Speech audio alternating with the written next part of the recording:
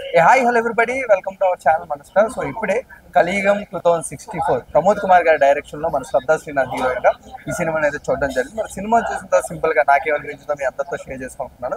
Same మళ్ళీ కల్కి template ని వీళ్ళ బడ్జెట్ లో కొత్త ప్రపంచాన్ని సృష్టించి మన ముందుకైతే తీసుకురావడం జరిగింది.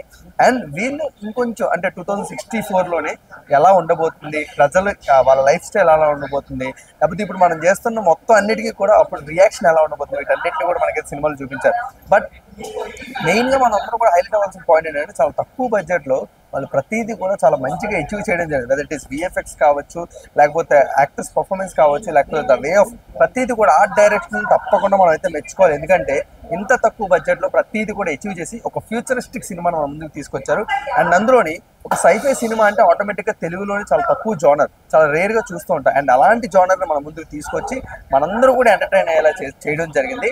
అండ్ అదే కాకుండా మెయిన్గా శ్రద్ధా శ్రీనాథ్ ఒక యాక్ట్రెస్గా ప్రతిసారి కూడా ఒక వెస్ట్ స్టైల్ పర్ఫార్మెన్స్ తను ప్రతి సినిమాతో చూపిస్తూ ఉంటుంది. సో మరొకసారి మనకి ఈసారి కలియుగం 2064లోనే ఒక బ్యూటిఫుల్ పర్ఫార్మెన్స్ అంటే ఒక సర్వైవల్ గురించి, తన లైఫ్ని ఎలా సర్వైవల్ చేసుకోవాలి అనే దాని గురించి సినిమా మొత్తం చాలా బాగుంటుంది. అండ్ ఈ సినిమా చూసిన తర్వాత ప్రతిసారి కూడా మనం ఒక చిన్న ఎన్లైట్మెంట్ మన లైఫ్లో జరుగుతుంటుంది.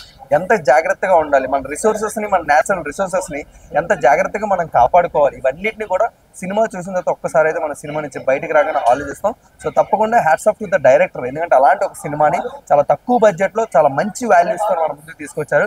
అండ్ మీ ఫ్యామిలీ అందరితో కలిసి తప్పకుండా మీరందరూ కూడా సినిమాని అయితే థియేటర్లోనే చూసి ఎంజాయ్ చేయండి. Thank you so much.